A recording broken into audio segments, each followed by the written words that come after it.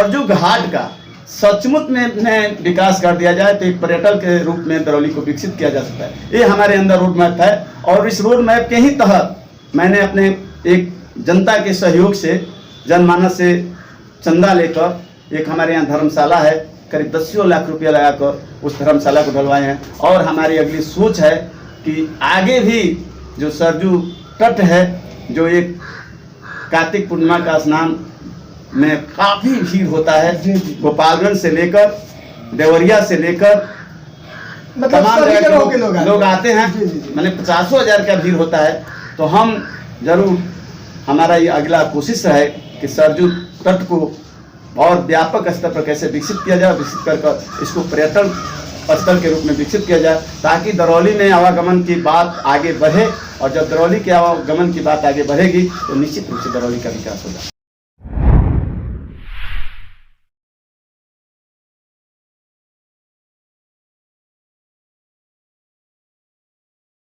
नमस्कार, मैं अनुराग कुमार शर्मा और आप देख रहे हैं डेली लाइव न्यूज। आज हमारी टीम पहुंची हुई है ग्राम पंचायत राज दरौली के वर्तमान मुखिया लाल बहादुर जी के पैतृक आवास पे। जी आज जानकारी के लिए बता दूं, जो बगल में बैठे हुए लाल बहादुर जी है, तो आइए इनसे रूबरू होते हैं और जानते हैं इनके विगत 5 वर्षों के कार्यकाल के बारे में और आगामी चुनावी मुद्दे को क्या मुद्दा लेकर के आगामी चुनाव में आने वाले हैं। दरौली पंचायत की ओर से आपको, आपके चैनल को, अपने ग्राम पंचायत के लोगों को, साथ में जिलावासियों को शुभकामना देते हैं। जी क्या आपके 5 साल के विकास कार्य से जनता खुश है? ये तो आपको जनता में सर्वे करना पड़ेगा कि हमारे जो कार्यकाल रहा है उसमें जनता खुश है कि नहीं है। हमने तो सर्वेक्षण किया, सर्वेक्षण के दौरान हमने जाना कि जनता आपसे जानना चाहती है जनता खुश है कि नहीं खुश है। आप ही सर्वेक्षण किए हैं तो इससे मैंने आपको पता लग गया होगा कि जनता खुश है कि नहीं। मैं कुछ आपको बातें बताना चाहूँगा आपके चैनल के माध्यम से कि हमने जब पंचायत चुनाव लड़ा उस समय हमारे प्रति जो हमारे विरोधी थे बहुत कुत्सा प्रचार कर रहे थे कि चूँकि हम भाकपा माले के नेता हैं तो वो लोग कह रहे थे कि माले के लोग जीत जाएंगे तो विकास नहीं कराएंगे और पंचायत के अंदर में अपराध बढ़ जाएगा, रंगदारी बढ़ जाएगा, लूट बढ़ जाएगा। लेकिन तमाम कुत्सा प्रचार के बावजूद दरौली की जनता ने हमें अपार समर्थन किया और हमारे विरोधियों को चित किया। और हम लंबे समय से पंचायती राज के लिए, मुखिया के लिए, हमारी पत्नी 2 बार लड़ी, मैं भी 2 बार चुनाव लड़ा। चौथे बार में हम यहाँ पंचायत प्रतिनिधि मुखिया बनने में कामयाबी मिली, जनता ने हमको सहयोग किया और मैं जीता। जीतने के पास हमारा लक्ष्य था, हमारे दिलो दिमाग में था कि जो ये लोकतंत्र है, जो सरकार है, सरकार की इच्छा माने वो नियम है कि जो वंचित तबका है, जो गांव के गरीब गुरबे लोग हैं, उनको विकास की प्राथमिकता मिलनी चाहिए। मैंने इसके लिए इस दिशा में काम किया और जितने भी यहाँ गरीब गुरबे के टोले थे, दलित मोहल्ले थे, जहाँ विकास की रोशनी इस 70 वर्षों में आज़ादी के बाद एक भी टोला गरीबों का था जहाँ विकास का एक भी ईंट नहीं रखा गया था, मैंने उसको प्राथमिकता के स्तर पर लिया और तमाम जो गरीब के मोहल्ले हैं वहाँ तक अपने विवेक से कोशिश करके वहाँ तक हमने सड़क बनाने में कामयाबी मिली, नाला बनाने में कामयाबी मिली। हम एक लक्ष्य लेकर चले थे कि दरौली पंचायत के अंदर में कहीं भी बरसात का पानी या कहीं नाला दिखाई न दे।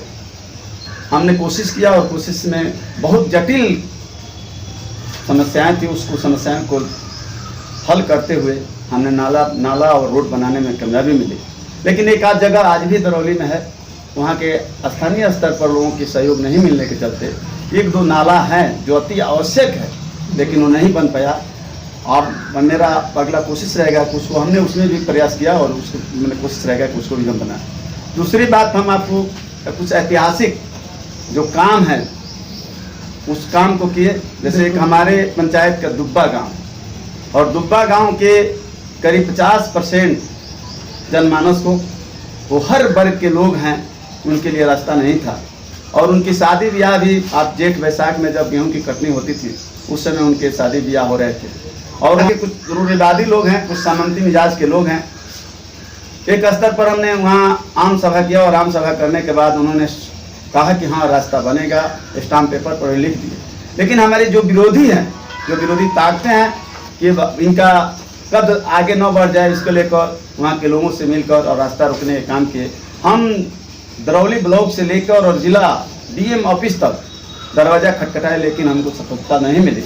लेकिन स्थानीय स्तर पर लोगों ने, वहाँ के नौजवानों ने काफ़ी मेहनत किया और उस रास्ता को बनाने में उनके सहयोग से बनाने में कामयाबी मिली। और आज उस गांव के, उस टोले के लोग दुब्बा के जाइएगा तो वो लोग रखते हैं कि भाई हमें इतने वर्षों में जो हमारे घर में किसी का इलाज कराने की बात हो जाए तो हमारे दरवाजे पर गाड़ी नहीं आ रही थी। चिलोरा बांध कर हमें बुजुर्ग को या शादी ब्याह करने के लिए गांव के बगल में रास्ते पर उतारना पड़ता है। आज उनके दरवाजे पर दुल्हन भी उतर सकती है और किसी का तबीयत खराब हो जाए तो 4 पहिए गाड़ी वहाँ चली जाती है और आसानी से उनका इलाज होता है। दूसरी बात, हम आपको एक और बात बताना चाहते हैं।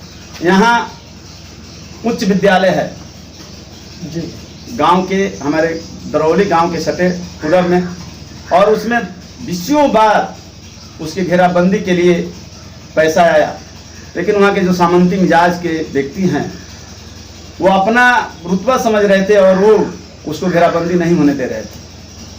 हमने माननीय विधायक सदैव राम से प्रयास किया, उन्होंने अपना फंड दिया और हम उसमें लगकर उस बाउंड्री कराने में सफलता मिली, जिसकी आज भी बड़ी प्रशंसा हो रही है, खासकर ग्रामीण गरीबों में। वहाँ के कुछ जो दबे कुचले लोग हैं, कमज़ोर लोग हैं, उनके अंदर कि भाई यह बहुत बड़ा काम हुआ। आप एक और देखिएगा विकास की बात, हमारे दरौली बाजार में एक बीच में, आप भी आए होंगे तो देखेंगे, बरगद का पेड़ है जी, और उस बरगद का पेड़ का एक डहंगी करीब 5 फीट ऊपर लटका हुआ था। किसी की हिम्मत नहीं हो रही थी कि उसको काटने का, और हमने प्रयास किया, हमारे साथियों ने प्रयास किया और प्रयास कर उस टहनी काटने में सफलता मिली।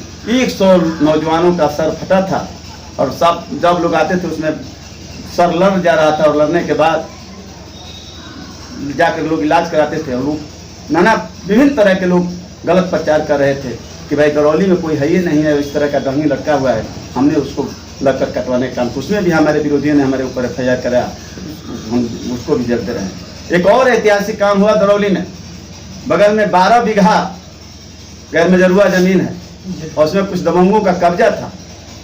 माननीय विधायक जी के माध्यम से, माननीय विधायक सदैव राम के माध्यम से हमने वहाँ सामुदायिक भवन, जिसमें आज हमारा पंचायत कार्यालय चल रहा है, उन्होंने कहा कि लीजिए फंड बनवाइए। हमने बनाने की कोशिश किया और वहाँ के जो विकास विरोधी ताकतें हैं उन्होंने उसको भरपूर रोकने का प्रयास किया और हम उसमें लगकर वो सामुदायिक भवन बनवाए और सामुदायिक भवन बना और उसके बगल में खेल का मैदान बना। आज पूरे बाजार के, दरौली के एक बड़ा हिस्सा के नौजवान उसमें जाकर आज खेलते हैं। आप उनसे भी आप जाकर रूबरू हो सकते हैं कि कैसे काम हुआ है।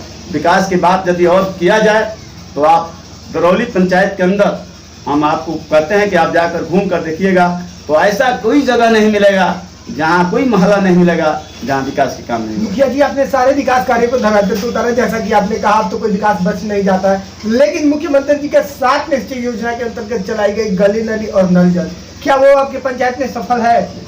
हमारे यहाँ जो मुख्यमंत्री के द्वारा गली नली और जल नल योजना है, पंचायती राज विभाग से 7 वार्ड में जल नल योजना का कार्य हुआ है, जिसमें हमेशा जब से शुरू हुआ है पूर्ण रूप से लोगों की पानी मिल रहा है। सब लोग माने नियमित बने, हर वार्ड में पानी चलता है। 9 वार्ड में PhD के माध्यम से, तो 1-2 PhD के माध्यम से 5 वार्ड में जो पुराने सिस्टम है, सोलर सिस्टम, उससे पानी चलता है। उसमें काफ़ी कठिनाई हो रही है। हम लोग कई बार इसको लेकर DM के पास, फिर से स्कूटी जो PhD के स्कूटी हैं उनके पास फोन से और चिट्ठी के माध्यम से कि आप इसको ठीक कराइए, वो लोग ठीक नहीं करा रहे हैं। वहाँ कुछ दिखते हैं 4 वार्ड में भी, और 4 वार्ड में ठेकेदार के मतलब PhD के ही माध्यम से, तो उसमें अभी काम चल रहा है। कुछ जगह चालू है, कुछ पानी मिल रहा है, लेकिन उसमें भी कुछ दिक्कत है। उसको भी हम लोग लगातार कोशिश कर रहे हैं कि PhD उसको काम को सफल कराएं, वो सब सफल है। गली नाली का यदि आप बात बताइएगा तो गली नाली भी हमारे यहाँ जितना पैसा आया उसका उचित जो मापदंड है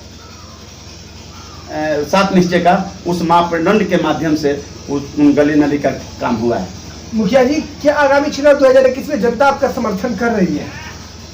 ये तो हम कैसे कह सकते हैं कि जनता हमने तो जनता जो हमको सेवा का मौका दिया उसको भली भांति अपने हम कर्तव्य को निभाए। और उसका कर्तव्य है कि आप देख लीजिएगा पूरे सिवान में घूमकर, हम पूरी सिवान की बात कर रहे हैं, बिहार की बात नहीं कर रहे, उसका अनुभव नहीं है, लेकिन आप 14वीं वित्त आयोग में स्ट्रीट लाइट लगाने का प्रावधान था, हमने उस गाइडलाइन को पढ़ा। और दरौली पंचायत के अंदर में आप शाम को घूमिएगा तो आप दरौली पंचायत को एक शहर से कम नहीं देखिएगा। और पूरे दरौली एक चकाचौंध बगैर टार्च के पूरे दरौली में लोग निर्भीक होकर घूम सकते हैं। सिर्फ दरौली या दरौली के सभी गांव? दरौली पंचायत के सभी गांव, दरौली नहीं, दरौली पंचायत के जितने टोले हैं, वो चाहे भटोलिया हो, मेलनी हो, टोका हो, दुब्बा हो, मलपुरवा हो या दरौली का कोई वार्ड हो, सभी वार्डों में आपने काम किया, सभी वार्डों में बखूबी काम किया। तो लाइव के माध्यम से जनता देख रही है, तो जनता को क्या संदेश देना चाहते हैं? हम जनता को ये संदेश देना चाहते हैं कि यदि हम आपके बीच में 5 साल तक हमने काम किया है, आपकी सेवा किया है, तो ज़रूर हम जनता आपके माध्यम से हम जनता से अपील करना चाहेंगे कि आप हमको फिर पुनः आप यदि मौका देते हैं तो हमारे दिमाग में, दरौली के लोगों के दिमाग में कि दरौली का उन्नत विकास, चूँकि दरौली एक पुराना शहर है, आपको शायद में मालूम नहीं है कि ब्रिटिश के समय का दरौली में कचहरी है, ब्रिटिश के समय का थाना है, रजिस्ट्री कचहरी। आप देखिएगा तो थाना जब यहाँ दरौली में था तो उसके बाद में छपरा में था, इधर कोई थाना नहीं था।